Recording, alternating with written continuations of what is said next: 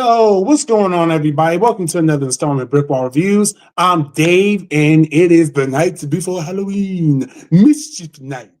Yes, and I don't know if anybody's going out there to do any mischief. I mean, we're in a bit of a weird time in America, right? But that's not what we're here for. Right now, I'm here as part of BrickWall Horror, wrapping it up to talk about a movie that I could not go this year without talking about. Okay, this is one of my favorite movies growing up, and I'm talking about Casper. That's right, Casper the Friendly Ghost, because it is the 30th anniversary of that movie. Yes, 30 years already, right? 1995. Can you believe it? I remember watching this this movie all the time on videotape. But before I get into it any further, I want to remind you guys, go ahead and hit that like button down below. Subscribe to the channel you're not already subscribed. Follow us on social media. We're on Facebook, Instagram, Twitter, Twitch, TikTok. You know what I'm saying? So, follow us, show us some love over there. And yeah, without further ado, let's get into it. So Casper the Friendly Ghost, or just Casper, right? This movie was released actually, oddly enough, was released in May of 1995, if I'm not mistaken. Yeah, so like I said, 30 years ago, amazing, right? Like, this was a movie, I remember watching this movie so much, right? Like, I watched this movie all the time. I had it on videotape. Matter of fact, I think my mom still has the videotape at her house. It was this one. It was Casper, Spirit at the Beginning, and the one I used to always see on TV that I used to love was Casper and Wendy. And there was another one too, all live action Casper. So they had like at least 3 or 4 of them. Yeah, about 3 or 4 of them, live action Caspers. But this is the one that was in theaters, the big moment for Casper. And although it wasn't very well received at the time, and even though some people look back on it and they don't look back on it very fondly, shit, motherfucker, I ain't here to do that.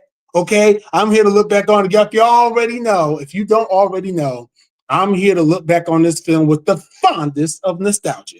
So this movie follows a father and a daughter, played by Christina Ricci and Bill Pullman, as they are called upon to go to this mansion that these 2 rich people, played by Kathy Moriarty and Eric Idle. That's right, I got my notes in front of me today, y'all.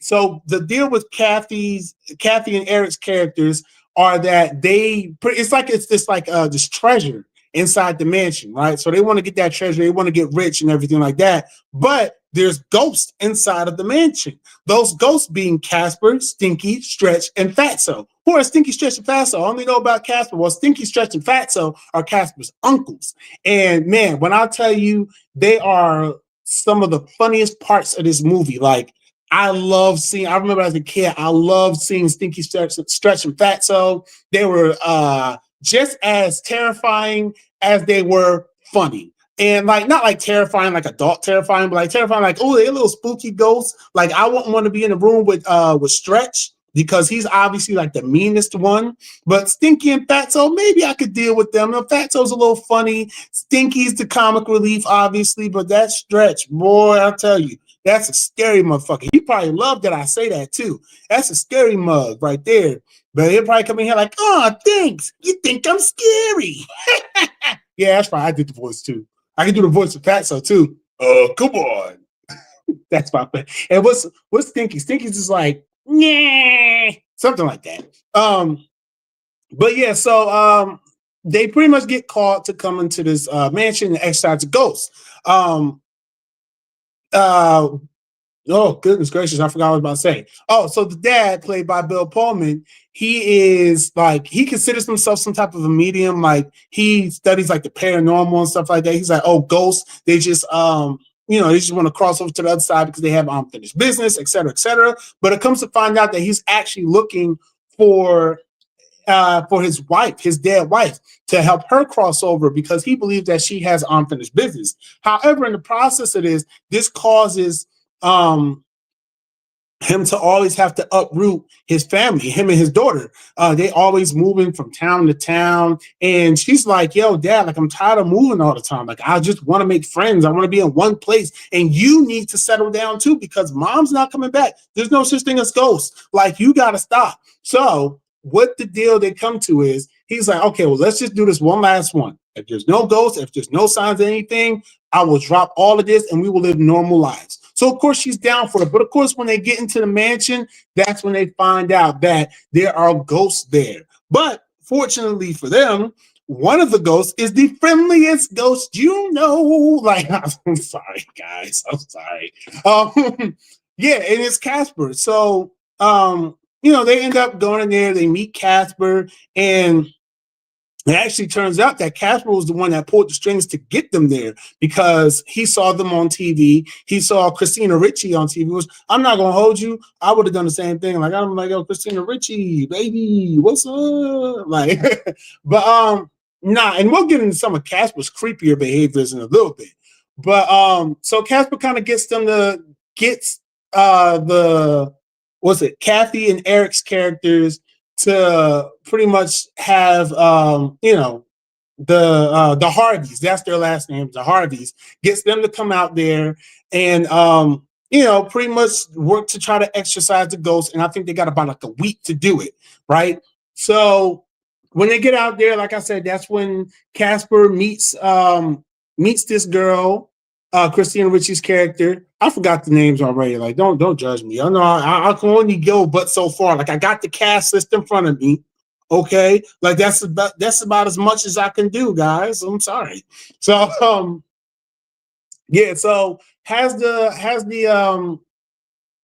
so they meet each other, and one of the things I mentioned some of Casper's problematic behaviors. One of which being that Casper is definitely a bit of a creep because he does not understand that no means no.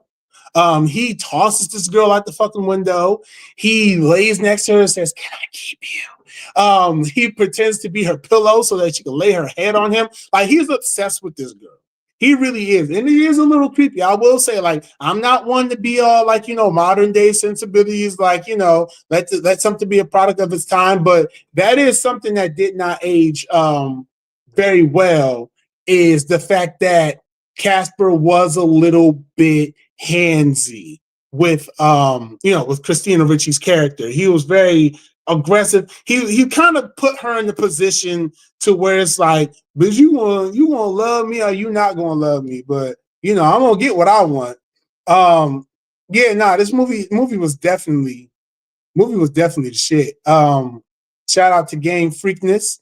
So Casper Meets Wendy, I haven't seen that in years. I've been trying to find that movie. If you know where I can find it, let me know let me know, because I really do want to see that movie again. That had Hilary Duff in it. Like, come on, that was like one of the best movies back then. But I gotta disagree with you though. I do kind of no, because Casper and Wendy, they did have that's the one where the uncles turned human in that one. So that one was actually kind of dope. That one was dope. But I don't know. I like the OG Casper better though. So with the treasure hunting plot though, that thing is funny. So that actually has one of the funniest parts of this movie is when Kathy Moriarty's character and Eric Idle's character, they figure that, okay, in order to get certain access to the treasure, one of them has to die, which leads into this hilarious, and I'm going to be jumping all around because like this movie came out 30 years ago. Okay. I'm not going linear with this. I'm talking full spoilers. I'm doing all that because you had 30 years to watch this movie. Okay. If you ain't seen it, it's on Netflix and it's on Hulu, but I watched it on Netflix. So check it out on Netflix before it leaves. I think it's going to be out of Netflix like tomorrow, actually. So get your last couple hours in for the watch. But, so they went to go try to get the treasure. One of them had to die, so they like going and fighting back and forth. And it's really funny watching this 30 years later. Well, yeah, watching this so many years removed from when I was originally watching this, like literally faithfully every day on VHS with my cousin. Like, I caught so many more things this time watching it that I didn't catch when I was younger. Like, I knew that they were fighting each other, but I didn't know that they was trying to kill each other. Like, it's just something that didn't click when I was younger. And I was like, oh my God, they're really trying to kill each other. Like, it's actually so much funnier. Another thing that I noticed about this film too, this film got a lot of swear words in it.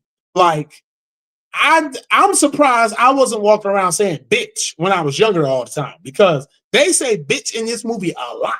like 2 more times than they should have. Like, if I had a dime for every time they said bitch in this movie, I'd have 2 dimes, which isn't a lot, but it's just strange that it happens twice. I know it's supposed to be nickel.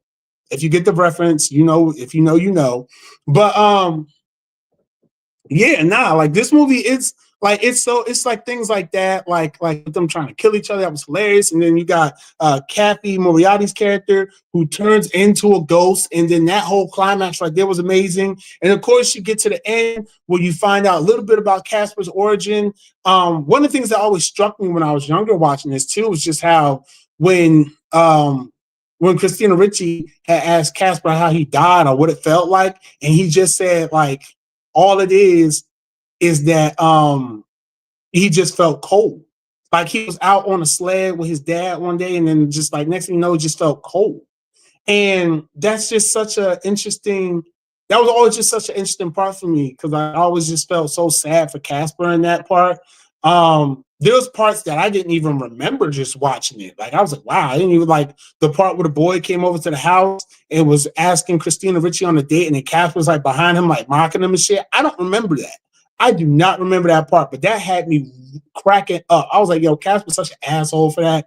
But it also feeds the fact that Casper's really creepy. Um, he's a creep. One of the other things that I do like about this movie, a lot of people, and I kind of touched on it earlier, a lot of people kind of shit on how the ghosts look in this movie. I think they hold up.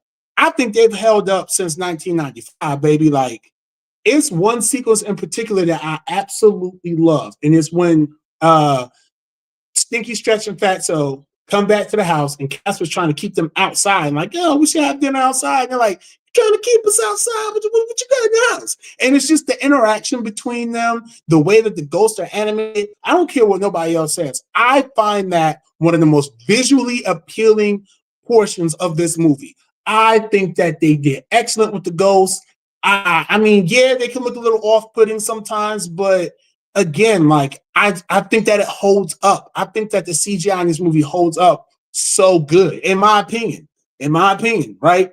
The breakfast scene when they was eating and then it was all coming out like the bottom of them. Like I remember watching that as a kid. I was like, ew, like it's so gross. And it's still gross. Like, because it's like, why are y'all eating? And it's just going right through you. And like it's so many things that I love about this movie. That said, I'm not blind to some of the. Well, you know what? I am blind. I am blind to some of the criticism because I just watched it not too long ago actually, and I'm sitting here and I laughed a lot. I even from beginning to end I laughed a lot. You know, I moments that didn't really stand out to me as a kid. They stood out to me more as an adult, and I like those moments more.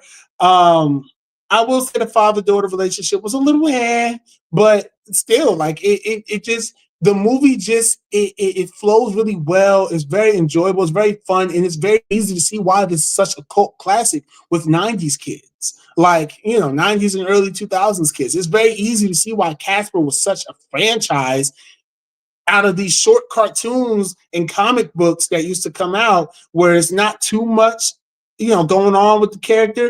And it's hard to separate Casper from this movie, you know? And even the part at the end during the credits, and I used to love this part so much. I used to just wait for it. I used to tell my cousin, don't turn the tape off until this part comes. So during the credits, they sing the song, Casper, the friendly ghost, the friendliest ghost you know. And it's like Little Richard, right? So it does the part, it's like, and he's like, and he like come out the thing. He come out the credits and it's like, and it's like that part. I used to love that part. Like I used to be waiting for that part to come up, yo. Like that. I used to rewind. We used to rewind the tape, everything. Me and my cousin would be cracking up at that. I don't know why we thought it was so funny. It's just like the ghosts just come out of nowhere through the credits. I was like I don't know, man. It's just like I said, and like I do when I talk about these. Oh yeah, the ghost. Oh man, shout out Game Freakness because I almost forgot this part. The Ghostbusters cameo. Who you gonna call? Someone else, and it's Dan Aykroyd, which I love that, man. That was one of the funniest moments, and because they tried to get different they tried to get different people to come in and exercise the ghost at first, and what was it? It was an exorcist that came around, and he went in the house, and the ghost like turned his head all the way around. He comes walking back out, his head backwards, like, oh, I think it went well.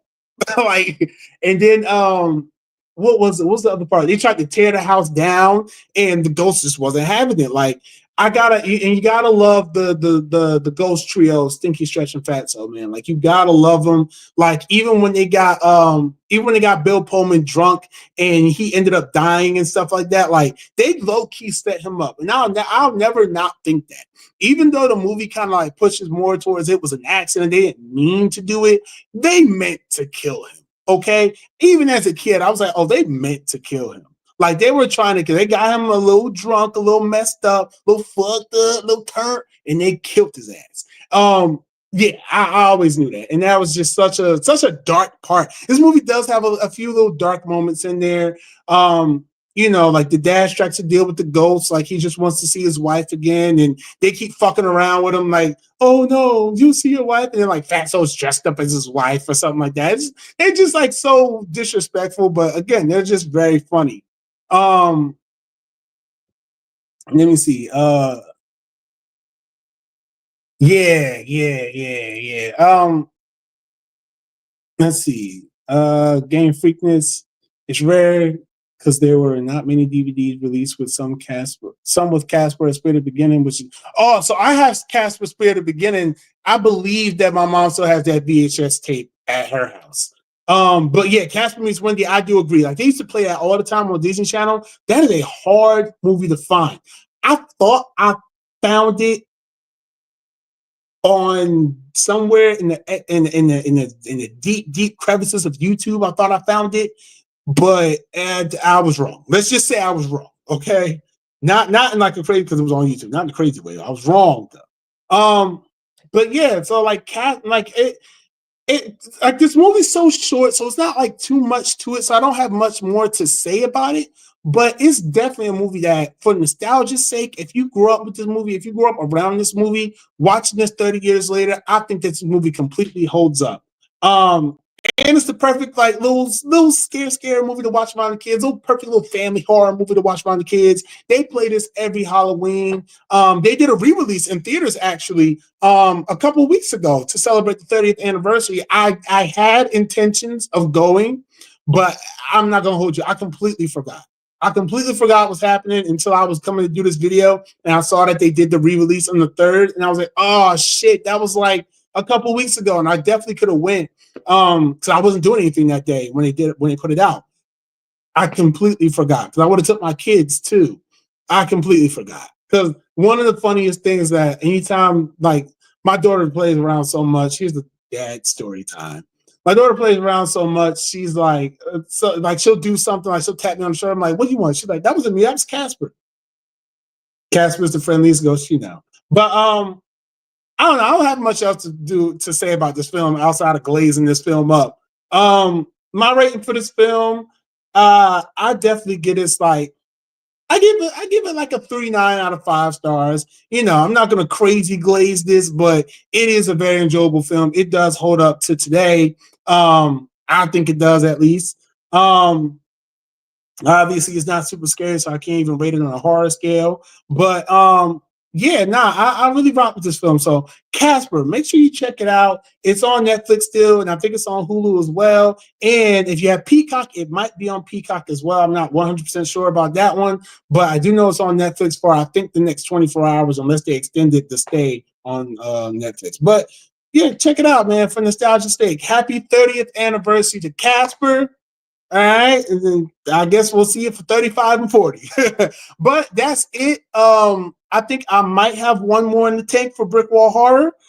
So definitely make sure you stay tuned to not just the YouTube channel, but the Instagram and the TikTok. Okay, make sure y'all stay tuned. Follow us on all other forms of social media, Twitter, Facebook.